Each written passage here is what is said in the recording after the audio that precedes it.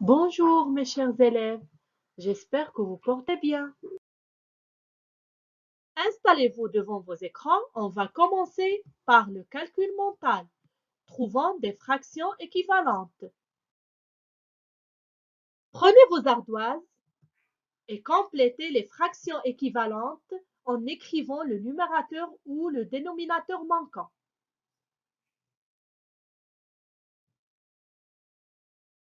Bravo les enfants!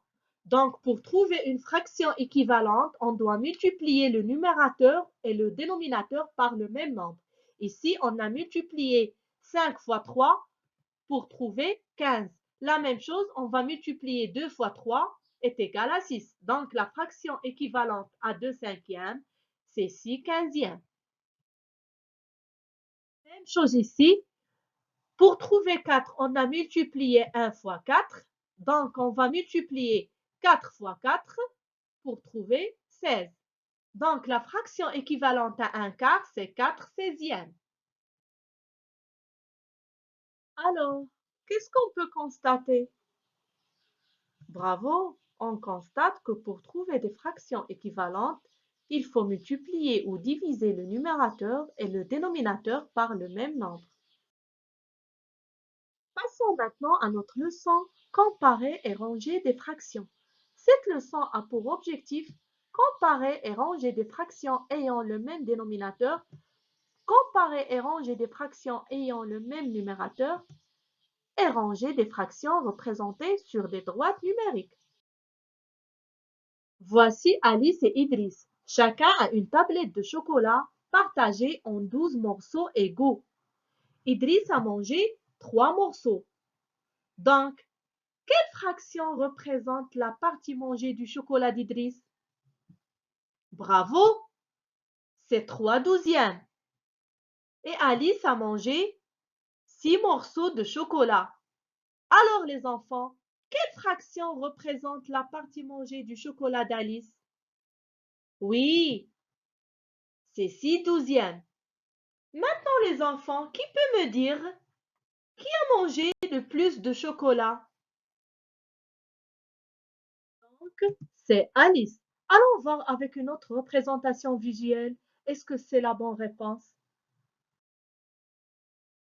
Pour trouver la bonne réponse, on doit savoir laquelle de ces fractions la plus petite et laquelle la plus grande. Mais avant de les comparer, qu'est-ce que vous remarquez? Bravo! Les numérateurs différents et les dénominateurs identiques. Donc, pour répondre plus facilement à cette question, on utilise des disques qui représentent 3 douzièmes et 6 douzièmes. On voit bien que 3 douzièmes est plus petite que 6 douzièmes. Alors, c'est Alice qui a mangé le plus de parts. Donc, qu'est-ce qu'on peut constater? Bravo, on constate que pour comparer deux fractions de même dénominateur, il suffit de comparer leur numérateur. Maintenant, c'est votre tour.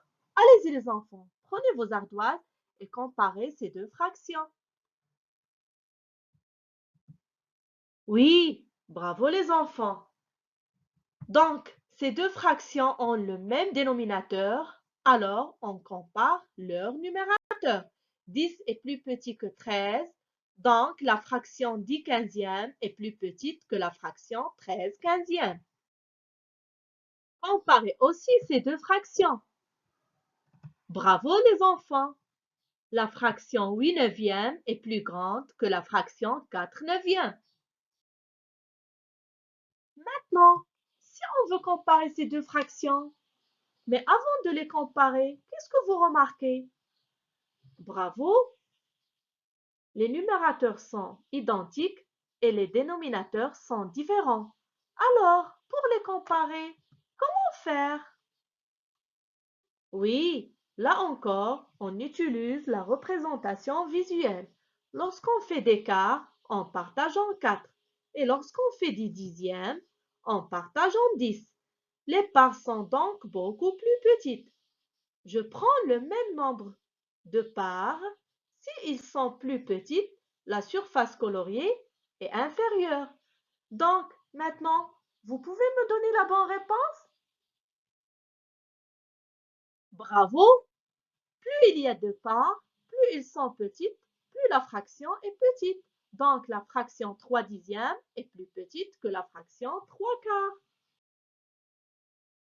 Alors, qu'est-ce qu'on peut constater? Bravo! On constate que pour comparer deux fractions de même numérateur, on compare leur dénominateur. Mais attention, la plus grande est celle qui a le plus petit dénominateur. Maintenant, c'est votre tour. Prenez vos ardoises et comparez les fractions de huitième et de cinquième. Bravo les enfants! Comme on a dit tout à l'heure, plus il y a de parts, plus ils sont petites, plus la fraction est petite. Donc la fraction de huitième est plus petite que la fraction de cinquième. Même chose ici, comparez 4 sixièmes et 4 dixièmes. Bravo les enfants! 4 sixièmes est plus grande que 4 dixièmes. Maintenant, si on veut ranger ces fractions, comment faire? Bravo! On va les présenter sur des droites numériques. Alors, qui veut passer pour placer la première fraction sur la droite numérique? Bravo! Et pour la deuxième? Bravo les enfants! Et la dernière? Bravo! Maintenant, en observant ces droites numériques, prenez vos ardoises et comparez ces fractions dans l'ordre croissant.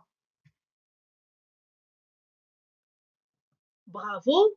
Donc la fraction 2 neuvième, plus petite que la fraction 1 tiers, plus petite que la fraction 4 sixièmes. Alors, pour récapituler tout ce qu'on a vu, on va le présenter sous forme d'un schéma. Donc, pour comparer des fractions de même dénominateur, la fraction la plus petite est celle qui a le plus petit numérateur. Exemple, 5 dixièmes est plus petite que 8 dixièmes.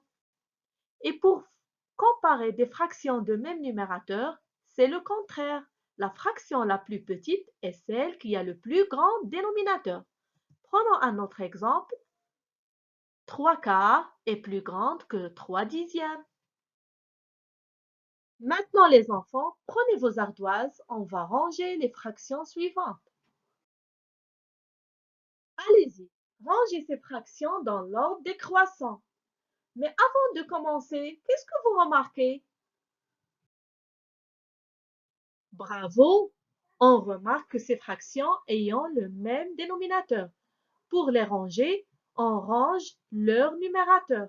Donc, la fraction la plus grande, c'est, oui, 7 huitièmes est plus grande que 5 huitièmes est plus grande que 3 huitièmes est plus grande que 2 huitièmes. Maintenant, on va ranger ces fractions dans l'ordre croissant. Mais là encore, qu'est-ce que vous remarquez les enfants? Oui, on remarque que ces fractions ayant le même numérateur. Alors, qui peut me dire par quelle fraction on commence si on veut ranger ces fractions par ordre croissant? Bravo! Donc, comme on a dit, plus il y a de parts, plus ils sont petites, plus la fraction est petite. Alors, 1 dixième est plus petite que 1 septième, est plus petite que 1 cinquième, est plus petite que 1 tiers. Et voilà, on a terminé notre leçon d'aujourd'hui. À bientôt, mes chers élèves.